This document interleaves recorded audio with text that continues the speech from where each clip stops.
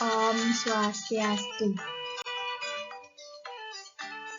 Perkenalkan, nama saya Komang Sri Surya Hartayanti dengan NIM 1911011018, absen 13, kelas A Pagi dan Pasar, jurusan Pendidikan Agama, Prodi S1 Pendidikan Agama Hindu semester 4. Adapun tujuan pembelajaran, yang pertama, bersikap santun dalam kelas atau santun. Yang kedua, taat melaksanakan tangan jali, doa mulai belajar, Saraswati puja, dan guru puja atau taat.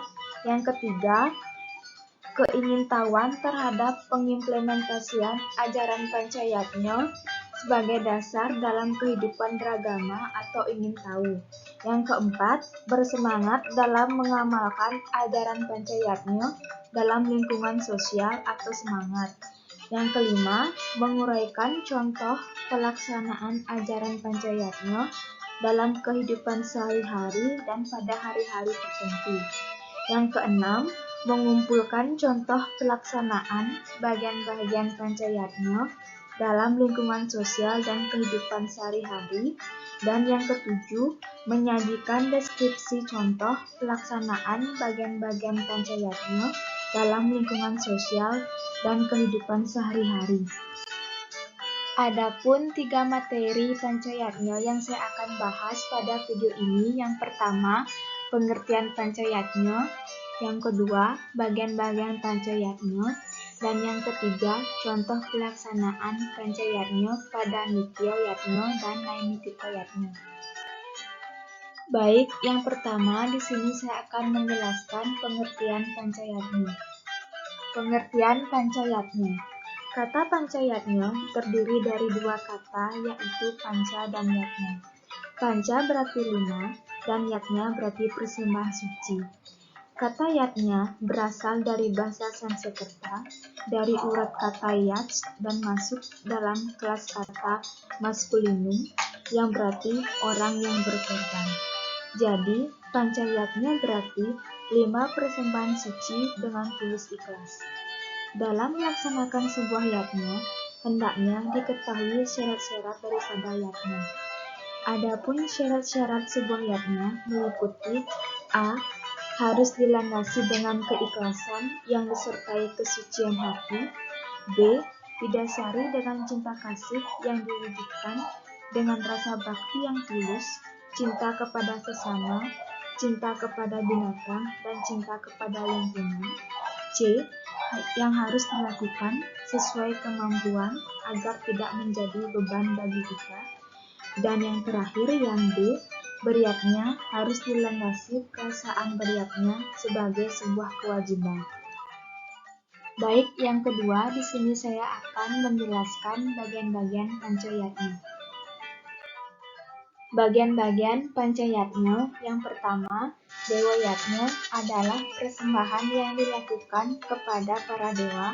Yang kedua, Resi Yatna adalah persembahan yang dilakukan kepada para maharesi atau guru.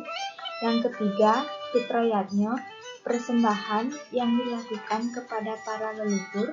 Yang keempat, Manusia Yatna, persembahan yang dilakukan kepada sesama manusia. Dan yang kelima, Bhuta Yatna, persembahan yang dilakukan kepada para Mahabhuta. Baik, yang ketiga di sini saya akan menjelaskan contoh pelaksanaan Pancayatna pada Nitya dan Naimittika Yatna. Contoh pelaksanaan Pancayatna setiap hari atau Nitya Yatna. Contoh Dewa Yatna. A. Melakukan Trisandya 3 kali dalam sehari. B. Selalu berdoa sebelum melakukan kegiatan. C. Memelihara kebersihan tempat suci. D. Mempelajari dan mengamalkan ajaran agama dalam kehidupan sehari-hari. Contoh yang kedua, Resi Yatna. Yang A. Rajin belajar. B. Belajar yang tekun. C. Menghormati guru. D. Menuruti perintah guru. E. Mentaati dan mengamalkan ajarannya. F. Memelihara kesehatan dan kesejahteraan orang suci seperti Sulinggih, Pemangku, dan lain-lain.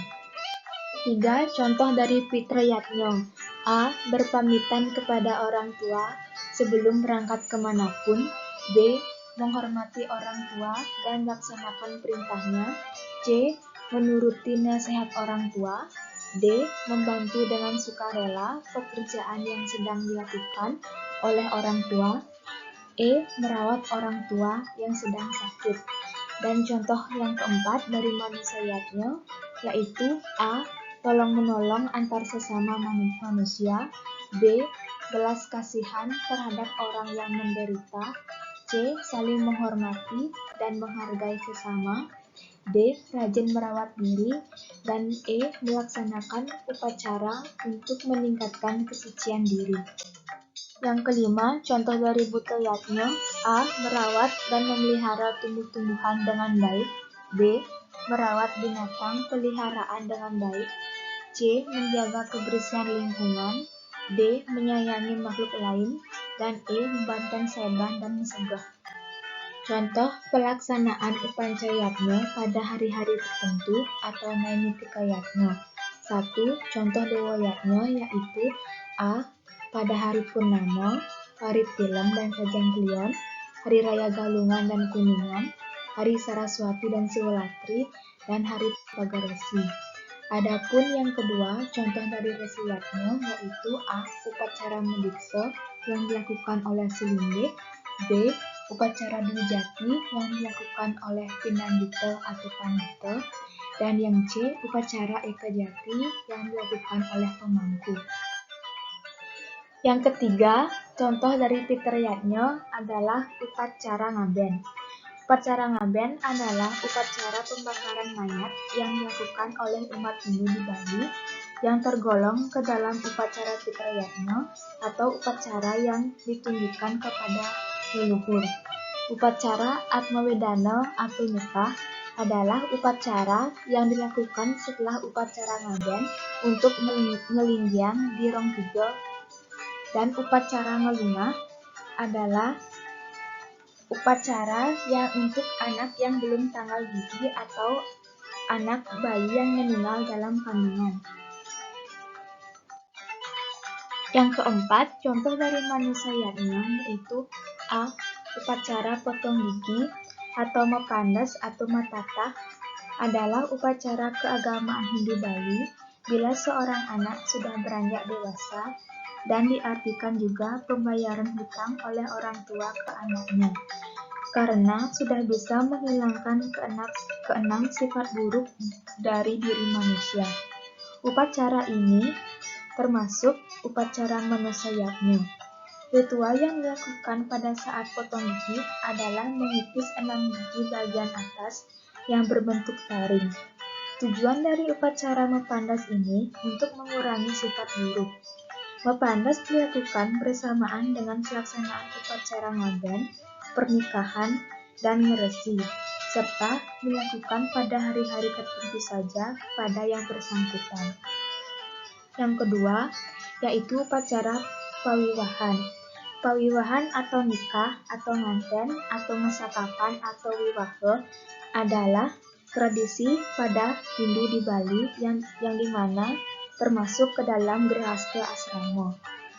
Wiwaha harus berdasarkan pada rasa saling percaya, saling mencintai, saling memberi dan menerima, dan saling berbagi tanggung jawab secara sama rata, saling bersumpah untuk selalu setia dan tidak akan berpisah. Pawiwahan atau pernikahan, menurut orang Bali, pada hakikatnya adalah upacara persaksian kehadapan Ida Sang Yang Widiwasa dan kepada masyarakat bahwa kedua orang yang bersangkutan telah mengikatkan diri sebagai pasangan suami istri. Yang ketiga, upacara tutuk kambuhan adalah upacara pembersihan jiwa seorang bayi dari berbagai pengaruh roh jahat oleh masyarakat Bali. Selain untuk bayi, upacara tutuk kambuhan juga untuk ibunya, yakni pembersihan noda dan kotoran atau perbuatan tercela yang telah dilakukan. Upacara ini sebagai wujud rasa terima kasih kepada Nyamo Bajang atau disebut Catur Sana karena telah menjaga bayi dalam kandungan. Upacara tutuk kambuhan juga disebut dengan bulan pitung dino atau mocolongan. Yang keempat, upacara nyambutin. Upacara nyambutin adalah upacara pemujaan dan permohonan kehadapan Yang Widi agar jiwa si bayi diberkati dan benar-benar menyatu kembali kepada raganya, juga sebagai penegasan nama si bayi dan memohon izin dan berkah kehadapan Ibu Pertiwi agar diizinkan menginjakkan kaki ke bumi. Kata nyambutin berasal dari kata sambut. Jadi, bila diuraikan mempunyai makna memberikan ucapan salam selamat datang kepada bayi. Dalam istilah Bali, ada sekalo dan niskalo. Sekalo untuk bayi itu sendiri atau terlihat dan niskalo tidak terlihat. Saat bayi lahir, dipercaya dia tidak sendiri. Dia lahir bersama temannya namun tidak terlihat. Jadi, temannya itu dinamakan niskalo. Upacara nyambutin ini dilakukan pada saat bayi berumur 105 atau 3 bulan. Dalam ajaran Hindu dikenal yang diwajibkan dilaksanakan dalam usaha mencapai kesempurnaan hidup lahir maupun batin. Yang kelima, upacara 6 bulanan. Upacara 6 bulanan sering diibaratkan sebagai ulang tahun, menjadi perayaan yang bisa dilakukan setiap tahun. Namun, di Bali ada perayaan lain yang pelaksanaannya dilakukan lebih awal, tepatnya setiap 6 bulan sekali. Namanya adalah upacara otonom. Upacara ini pun memiliki makna yang tak kalah pentingnya dibandingkan dengan perayaan ulang tahun. Bahkan, secara harfiah, upacara otonom yang dilaksanakan oleh masyarakat Hindu Bali bisa diartikan sebagai upacara perayaan ulang tahun. Hanya saja, makna ulang tahun dalam kepercayaan mereka berbeda dengan ulang tahun yang ada di pemahaman masyarakat umum. Upacara otonom di Bali dalam pelaksanaannya merupakan bukti rasa syukur manusia kepada Ida Sagang Widiwasa. Pelaksanaannya dilakukan berdasarkan dari hitungan weton yang ada dalam budaya. Yang ketujuh, upacara kepus-puser. Kepus-puser adalah upacara yang dilakukan oleh masyarakat Bali yang bertepatan dengan lepasnya tali pusar bayi yang dalam anggapan umat Hindu di Bali. Hal itu sangat sakral dan sudah selayaknya diupacarakan. Biasanya, upacara kepus-puser dilaksanakan 3 hari pasca tali pusar bayi putus. Upacara ini dilaksanakan di rumah, tepatnya di ruangan tidur bayi. Pemimpin upacara ini adalah sesepuh dari keluarga yang bersangkutan atau orang tua sang bayi. Dan yang terakhir adalah upacara menggedong-gedongan. Upacara menggedong-gedongan merupakan upacara adat Hindu di Bali dalam rangkaian upacara adat kehamilan.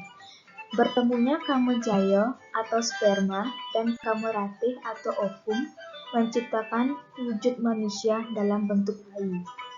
Upacara menggedong-gedongan adalah upacara pertama yang ditujukan kepada bayi dalam kandungan sang ibu ketika berusia 5 bulan atau kurang lebih 6 bulan dalam kalender Masehi. Pada usia tersebut, bayi telah dianggap memiliki wujud yang lebih sempurna dan telah berwujud manusia.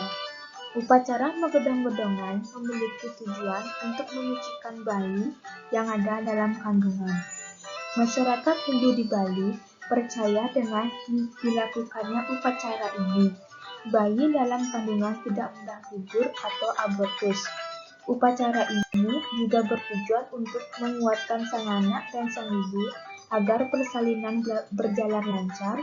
Di samping itu, sang bayi diharapkan setelah lahir dapat memiliki budi pekerti yang luhur, menjadi seorang anak yang berguna bagi keluarga, masyarakat, dan negara, serta selalu diberikan keselamatan dalam hidup. yang kelima, contoh dari budayanya yaitu yang pertama, upacara mecaru, di mana upacara mecaru ini sudah sering dilakukan oleh masyarakat Hindu di Bali. Yang kedua, yang B, Taur Agung yang dilaksanakan sehari menjelang Hari Raya Nyepi atau Tilam Kesanga. Yang C, yang terakhir, Eka Dasa Rudra, yaitu upacara yang dilakukan setiap 100 tahun sekali di Pura Besakih. Sekian video pembelajaran yang dapat saya sampaikan mengenai Pancayatnya. Jika ada kesalahan dan kekurangan, mohon dimaafkan. Akhir kata saya tutup dengan Paramasanti. Om Santi Santi Santi Om.